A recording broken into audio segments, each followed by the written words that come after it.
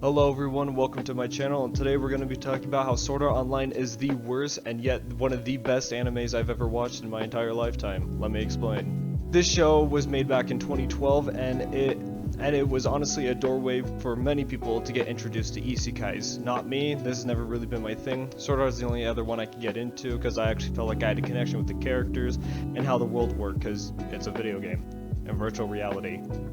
It's like VR chat, except it was 2012, so actually no, it's pretty much the exact same thing. What am I talking about?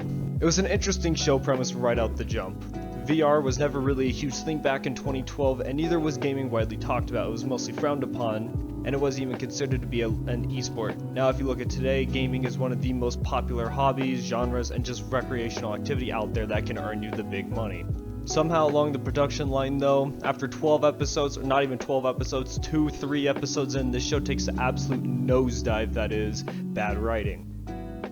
On the very first episode you have interesting world building. You're introduced to I believe this was Tokyo. This was all introduced in. It's been a fat minute since I've watched the show.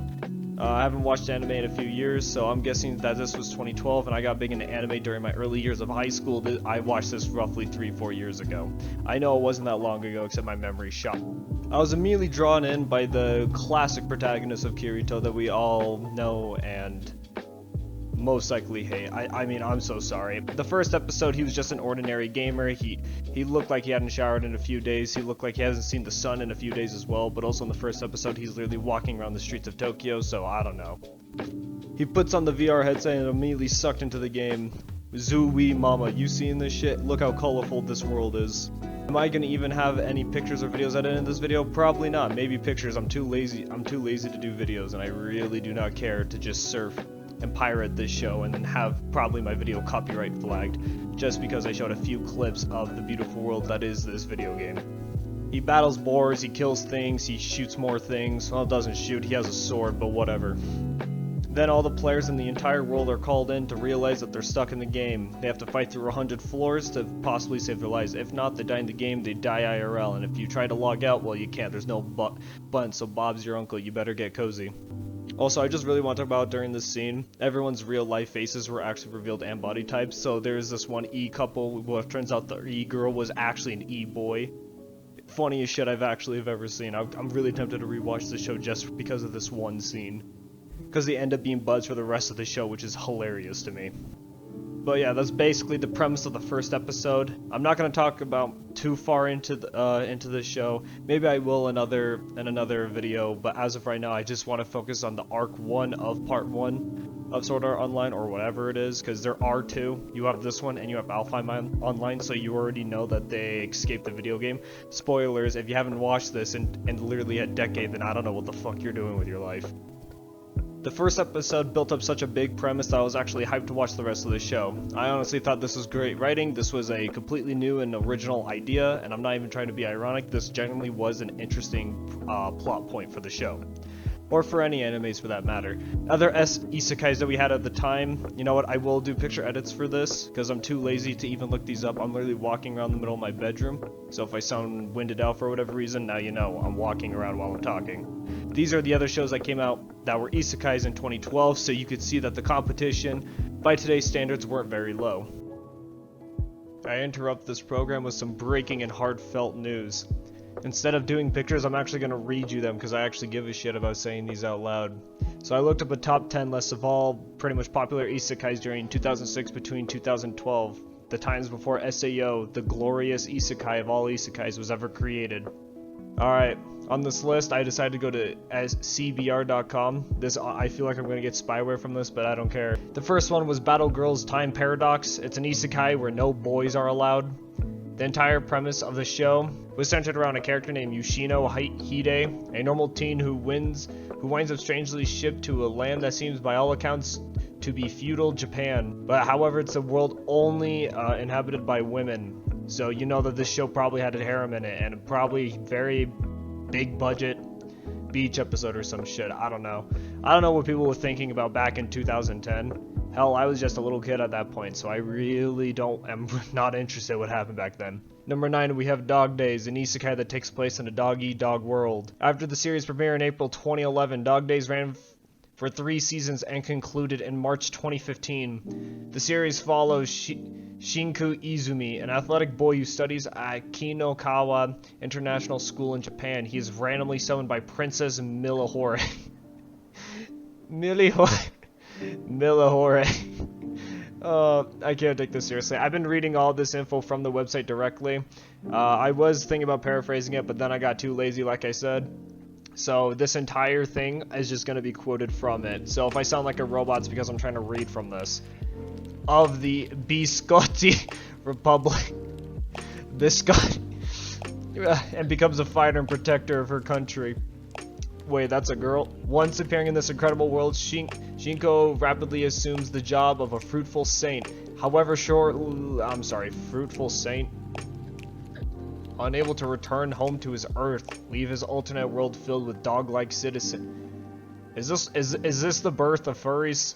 I haven't actually noticed this before, but this picture actually has like dog girls. I thought these were, I don't know what I thought. I didn't even notice the ears until I read that it was inhabited by dog girls. Oh, Jesus Christ. Number 8, we have Tenchi Muyo, War on Geminar, an isekai spin-off of the iconic Tenchoi Muyo series. I just said this. How did I already forget how to say it? Anyways, I've never even heard of this show, but apparently it's another rip-off of its original rip-off. So let's get into this. The Japanese OVA Tenchi Muyo, War on Geminar was a spin-off of the Tenchi Muyo series.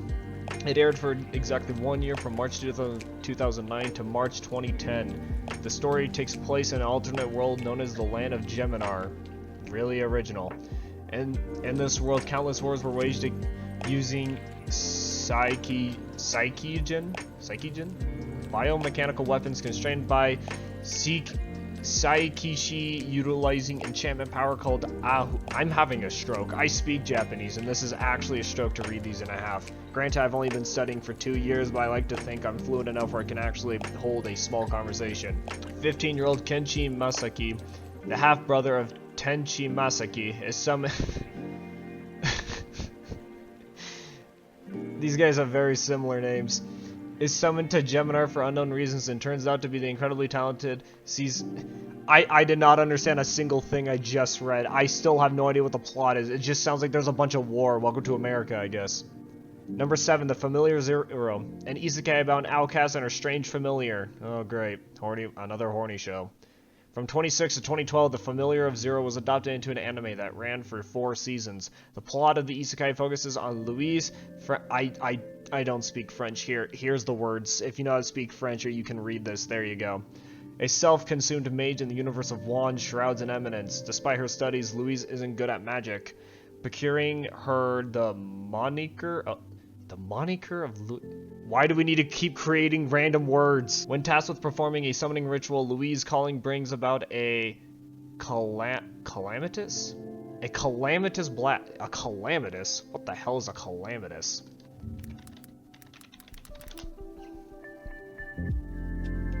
A violent explosion. When talked with performing a summoning ritual... Oh wait, I just read that. However, once everything settles down, a kid named Saito Hidiga shows up, presently Louise familiar. Saito learns to deal with his new life as Louise works to prove herself. Oh wait, so the female's the protagonist. That's crazy. I didn't think that 2006 actually had female protagonists. Number 6. Oh my god. Most of this video is not even going to be about a Sword Art Online at this point. It's going to be about the other isekais. Okay, let's just get this over with. Kiva, the trading card game, tie-in isekai. Number 5, March and Awaken Romance. The game, like isekai, later became an actual video game. Go figure. Number 4, King from Now On, an alternate world inhabited by demons.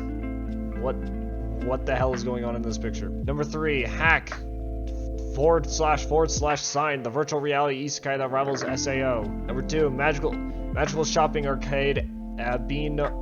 Abinobashi, the perfect blend of isekai and parody. Why does this look like a Taylor Swift music video? Number 1, The 12 Kingdoms, a high fantasy isekai from medieval history buffs. And after making this video, I actually went through and actually watched an episode of each of them, and I'm proud to say that I actually really did enjoy The 12 Kingdoms. It was an interesting start point, and I highly recommend anybody with this if they like anything medieval, dark fantasy, such as The Witcher, because there is some fantasy involved, but I still think this is a great isekai. Anyways, back to your regular scheduling program. In the second episode the second episode happened. The second fucking episode happened. No, let me get this straight. This entire show lost its entire... I don't know how it built up a fan base after the first episode, I'm going to be real with you. Honestly, when I was in high school, that this genuinely was just the most interesting show to me, so I didn't really care for the bad writing. I was just curious to see where the story went. Granted, I know I just said I didn't care for story writing, but let's be honest. I kind of want to figure out how the show ends, because it's a video game. If he dies, it's like The Bachelor. The game didn't choose you. You're dead. You're gone. Ash Ketchum could be coming around the corner yelling, "Pikachu, I choose you," throws out a fucking Pokemon and just obliterates the first boss. I don't know what happens. It's a fucking video game. I'm interested. So anyways, they encounter the very first boss. It's been, I believe, 2 weeks, 2 months. I don't remember. I'm pretty sure it's been 2 weeks since they've been stuck in the game, and not one person has challenged that boss. They've been looking for the boss room as a collective hive mind this entire time. When they finally found it, one of the brave boys decides to create a raid party to destroy this boss and move on to the next floor. Now, of course, everyone's skeptical. They're pretty cozy with the way their lives is now, and they're too much of pussy crybabies to actually go fight this thing. You know, I bet a Dark Souls player could walk in that boss room, dick in hand and sword in the other, and just be like, alright, how much loot am I getting from this? But nah, that's just me, I guess. These guys are all out here looking like they play Minecraft for a daily. Finally, Kirito gets the balls and a bunch of other dweebs go inside the boss room.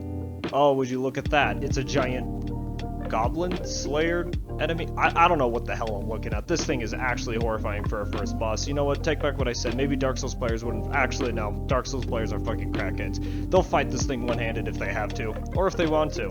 I don't know. They're kind of masochists in that regard. There's this long, intense boss fight where they have to kill this boss after, like, 5-10 minutes of fighting. I actually don't know how long this boss fight was. I'm pretty sure I'm over-exaggerating even by saying 5 minutes. I'm pretty sure it's even shorter than that, but I haven't watched the shows in a long time, so what do I know about this? The raid boss dies, and so does the one that arranged the party for everyone to go fight. Their stalwart, their leader, their motivation, their Belle Delphine body pillow dies tragically because he wouldn't accept the goddamn potion. Like, I'm sorry, this thing's supposed to heal him. He realizes he's in a video game, right? You can chug a health potion, get all your HP back. Oh, you got chlamydia? Boom, health potion. Oh, your wife wants a divorce? Boom, health potion. Oh, your car's extended warranty just right now? Boom, actually, I don't know, a health potion can help with. No, I'm just kidding. Health potion, take it, drink it, embellish in it. But no, he decides to die like a hero. I use the hero term loosely. Yes, he did manage to get everyone to get their heads out of their asses and put on their big boy panties, but in the end, he still died. Not even tragically, he just died by not drinking anything. Yeah, that's the end of episode 2. Oh, wait, I forgot the love interest is now introduced into the show, except she's not the love interest until, like, episode 5 or episode 6, I'm pretty sure. Kirito goes through a bunch of other love interests, but they all die in the same episode. Every single one is killed off, so that was entertaining to watch as well. But yeah, after just giving you just 2 episodes of a rundown, I wish I was kidding, that was the rundown of each one. Granted, they did do some slightly character building in each episode, first and second, and then after that, it's just... ugh. Listen, I say the second episode's bad just because somehow they forget they're in a video game. I don't know how you forget that. 2 weeks must do something to a motherfucker in VR chat, let me just say. But in the third episode, we jump in the future so damn far. I'm pretty sure we're on floor 20 somewhere in episode 2. So, we lose about 20 floors of story in the third episode. Keep that in mind. Kirito is suddenly the bounty hunter, the god of this realm. I wish I was kidding. He learned how to dual sword later in the show. And granted, if you still are watching the show and getting spoilers, now for whatever reason, if you're still getting offended that I haven't put up a spoiler warning yet and you still haven't watched the show, please just click off my video. I don't think I need a spoiler warning for a show that came out 10 years ago. But anyways, a party decides to hire him. To be honest, I completely forgot. I'm doing this entire thing off memory because, like I said, I'm much too lazy to go rewatch this show in my free time. I'd rather watch it in the background when I'm playing, or even in my car doing anything. But yes, let me go back to the main point that I was trying to make. This show decided to cut out 20 floors of story for nothing.